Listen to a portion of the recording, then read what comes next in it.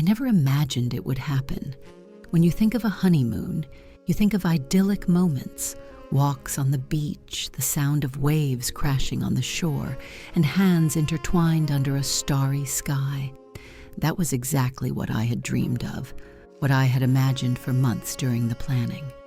But the reality was different, infinitely more complicated and twisted. James and I arrived in the Seychelles 2 days earlier. It had been a long flight from Italy, but the excitement of the honeymoon, of our new life together, had made everything lighter. The first night, we gave ourselves to an intense passion, consumed perhaps more by the tension accumulated during the wedding preparations than by love itself, but already by the next morning, something had changed. I didn't know exactly what, but there was a feeling, a slight unease, like a shadow hiding behind every one of James's smiles. The resort was heavenly, private villas overlooking the ocean, lush greenery embracing every corner, and the scent of tropical flowers mixing with the salty breeze. But James seemed distant, lost in his thoughts, absorbed in a kind of emotional isolation I couldn't penetrate. And so, starting from the second day, I often found myself alone, exploring the resort and its wonders, while he took refuge in reading a mystery book he had brought along. I remember the exact moment I saw him for the first time. It was the third day, and I was walking along the beach, my feet sinking into the soft, powder-white sand, when I noticed a man sitting on a rock not far from the shore. He was facing away, but his athletic physique was clear, his dark curly hair tousled in all directions by the wind. He wore a white linen shirt open at the chest and khaki shorts. He seemed to be completely lost in the ocean view, or perhaps in equally deep thoughts. Curious, I kept walking, getting closer without even realizing it. When I was close enough, he turned. He had deep hazel eyes and a disarming smile that lit up the moment he saw me. There was no awkwardness or surprise on his face, just an absolute calm, as if he had been waiting for me forever. "Hi," he said, in a warm, deep voice, his Italian almost perfect but with a slight foreign accent that I couldn't immediately identify. "Hi," I replied, perhaps a bit too quickly, feeling my heart race for no apparent reason. "Are you new here?" he asked, even though he seemed to already know the answer. "Yes, I arrived a few days ago," I said, trying to keep my voice neutral, but his presence made me uneasy, as if he could read me from a single glance. "Welcome then. I'm Alex," he said, extending his hand. I hesitated for only a moment before shaking it, noting his grip was strong, but not too tight, confident, but not overbearing. I introduced myself, but I didn't add anything else.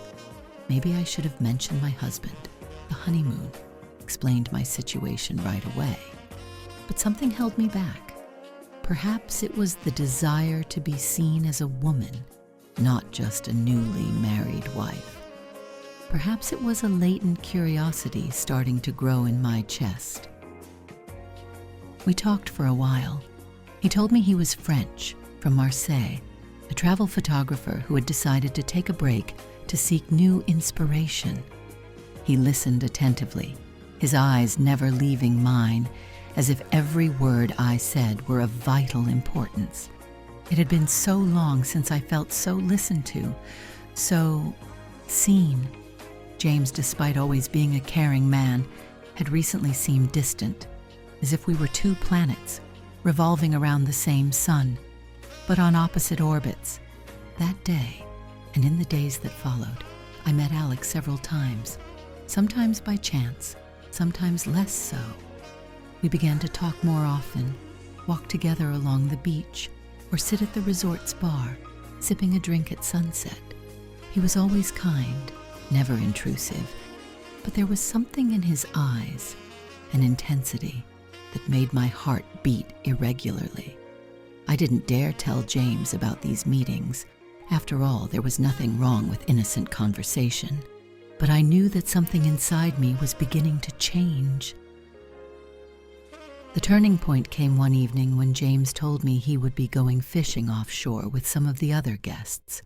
It was an excursion that would take all night, and I decided to stay at the resort. I felt relieved, almost happy to have time to spend alone, or at least that's what I thought. As usual, I found myself at the beach bar, sitting on a stool with a glass of white wine in hand. Alex soon arrived, wearing a dark blue shirt that brought out the color of his eyes and light linen trousers. When he saw me, his smile widened, and at that moment, I understood that I had hoped for it, that I had been waiting for him. We talked for a long time that evening, more than we ever had before. He told me about a past relationship, about the pain of a love that had ended, his dreams and his fears. I told him about myself, about James, about our marriage, which still felt so new, so fragile. But there was a truth I couldn't bring myself to say. I had married James not because I loved him passionately, but because he seemed like the only right choice, the only option that would guarantee me emotional stability after years of chaotic relationships. Around midnight, the stars appeared in the sky, bright and countless, unlike anything I had ever seen. The sea breeze was cool, and I felt a shiver run down my spine. Alex moved closer, and with a gentle gesture, placed a light jacket over my shoulders. "Are you cold?" he asked, his voice barely a whisper. "No," I replied. "I'm fine." And yet, I felt as though the world was spinning faster, or perhaps it was just me, getting lost in that whirlpool of confused and unexpected emotions. It was he who made the first move. He leaned closer, his warm breath against my skin, his eyes never leaving mine. "Can I kiss you?" he asked, with a sincerity and gentleness that disarmed me. His kiss was sweet, slow, almost respectful. But that touch was enough to unleash something within me. Everything that had been repressed for so long exploded in that moment, his hands moving along my back, pulling me towards him, and I let myself go, surrendering completely to that moment without thinking about what would come next. We moved towards his villa, walking quickly along the sand, our hearts beating in unison. When the door closed behind us, the rest of the world disappeared. We were overwhelmed by an uncontrollable passion, a desire I hadn't felt in years, maybe ever. I felt alive, fully alive, for the first time in such a long, long time. I don't know how long we stayed there, in that room, bathed in the soft light of candles, lost in each other. All I know is that when I finally stopped to breathe, a wave of panic washed over me. What had I done? What would happen now? But then Alex looked at me, and in his eyes I saw a sweetness and understanding that calmed me. I stayed there, in his arms, listening to the sound of the ocean waves crashing against the shore, feeling the beat of his heart under my cheek. For a moment, I forgot everything else. When I returned to the villa I shared with James, the sun was rising. I felt confused, full of guilt, but also incredibly alive. James was still out, and I slipped into bed, Alex's scent still on my skin, an involuntary smile forming on my lips. I didn't know what would happen now, what the future held. All I knew was that something had changed within me, irrevocably, and no matter how sorry I felt, I couldn't entirely regret what had happened. Maybe it was a mistake. Maybe it was a moment of weakness. Or maybe it was simply the call of the ocean, a freedom I hadn't realized I longed for until I found it. The next day, everything seemed back to normal, but nothing really was. James returned at dawn, with a tired but contented smile and the smell of the sea still clinging to his clothes. He hugged me with that tenderness that had always made it so easy to love him. I hugged him back, trying to suppress the guilt that tightened around my throat. I felt a knot in my stomach, as if an invisible weight were slowly crushing my chest. I said nothing. How could I speak? It would have meant breaking the spell, the fragile illusion of serenity that still lingered between us. And so, I began to lie, lying with my gestures, my smiles, my words. The lies slipped between us like invisible threads, weaving an intricate web I felt unable to escape. Every time James touched me, every time he looked at me with affection, my heart broke a little more. Alex was still there, at the resort, and we met in secret. I couldn't stay away from him, even though I knew that every moment I spent with him brought me closer to a point of no return. There was something in him that irresistibly attracted me. Maybe it was the freedom that radiated from his every gesture. Maybe it was the way he made me feel alive, as if the world were full of unexplored possibilities. I spent many more evenings with him, always in secret, always with that sense of urgency growing between us. Every time we kissed, every time we made love, I felt myself lose a little more, the guilt mixed with the desire, creating a dangerous cocktail that made me addicted to that feeling. A part of me wanted to stop, confess everything, try to put the pieces of my life back together. But another part, the wilder part, whispered to me to continue, to surrender to whatever destiny had put in my path. One night, after making love, I lay beside Alex, listening to the sound of the waves through the open window. "I have to tell James," I said suddenly, breaking the silence. Alex turned towards me, his eyes filled with that sweetness I had come to recognize. "Do you love him?" Alex asked, his voice calm. I hesitated, searching for the answer in the darkness of the room. "Yes," I finally replied, but the words sounded hollow, like an automatic response, devoid of meaning. But I didn't love him the way I thought I did, not the way I should have. Alex didn't say anything for a moment. Then he turned back, staring at the ceiling with an expression I couldn't quite read. "I'm not here to judge you, you know," he said eventually, "but you need to be honest with yourself, above all." Those words stayed with me, following me like an echo in the hours and days that came after. I realized I had to make a choice. I couldn't keep living in that limbo, hiding behind lies and silence. But the choice wasn't as simple as I wanted it to be. One afternoon, James suggested we go for a boat ride, just the two of us. "We need some time together, don't we?" he said with a smile.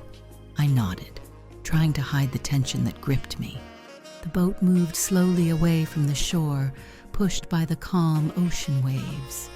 James was relaxed, happy, and I tried to emulate him. But every time he looked at me, I felt my eyes burn with restrained tears. He was so kind, so in love, that the guilt was crushing me like a boulder. At some point, James took my hand and looked me in the eyes. "Is something wrong?" he asked, his voice full of concern. "You seem different, distant." My heart stopped for a moment. I should have told him then, confessed everything and hoped for his understanding, his forgiveness. Instead, I looked down and shook my head. "No, everything's fine," I lied. "Just tired again, that's all." James squeezed my hand tighter. "Whatever it is, we can face it together," he said. "I love you, and nothing can ever change that."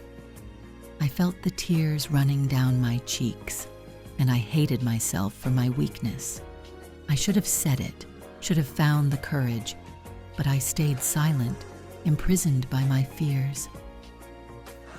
The days went by, and the tension inside me grew. I didn't know how to act around James anymore. Every gesture seemed laden with hidden meaning, yet I couldn't stop seeing Alex. It was as if I were split in two, between the life I had chosen and the one I had discovered I wanted. Then came the last night of our stay. There was a beach party, a special event for all the resort guests. James convinced me to go, even though I would have preferred to stay at our villa. I felt that night would be decisive, even though I didn't yet know how. The beach was lit by hundreds of lanterns, music filled the air, and the guests danced on the sand, laughing and singing. James took my hand and led me to the center of the dance floor. He was laughing, genuinely happy. I felt a pang of pain, knowing that happiness was built on a lie. Then suddenly, I saw him. Alex was there, standing not far away, a drink in his hand. His eyes met mine, and his gaze was serious, intense. I knew what he was thinking, what he wanted to say.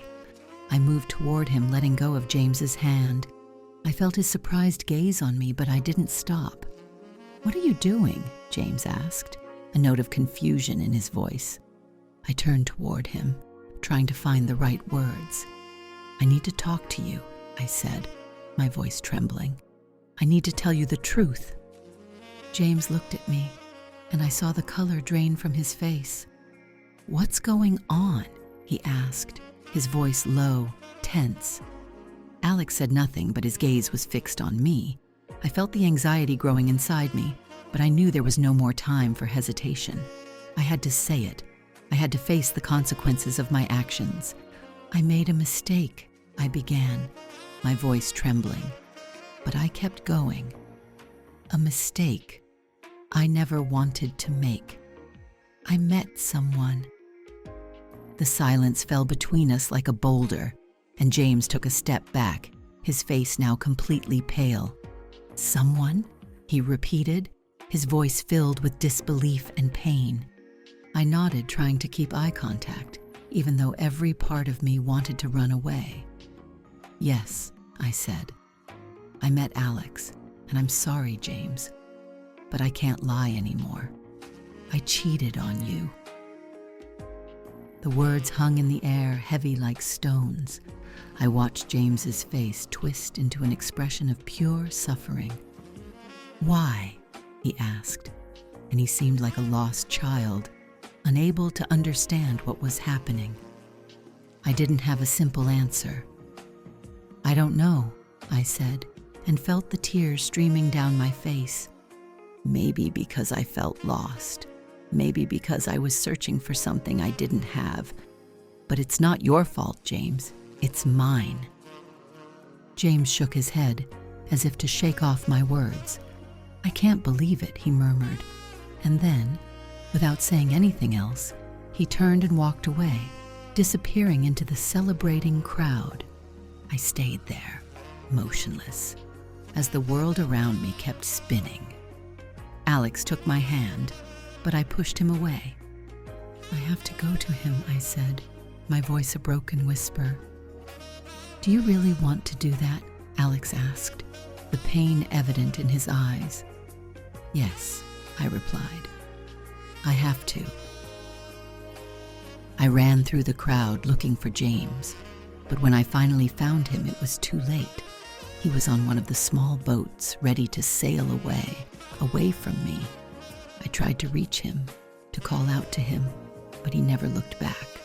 I stood on the shore, watching the boat fade into the darkness.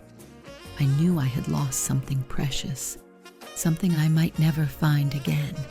But at the same time, I felt that, for the first time, I had made a choice, a difficult, painful choice, but mine. The wind blew hard, and the ocean kept whispering its secrets, indifferent to my pain. In that moment, I realized that whatever path lay before me, I would walk it to the end, without hiding anymore. The story is over, But if you want to hear other stories of secrets and lies, click on one of the videos you see here on the screen, and remember to subscribe to the channel for new, intriguing stories every day.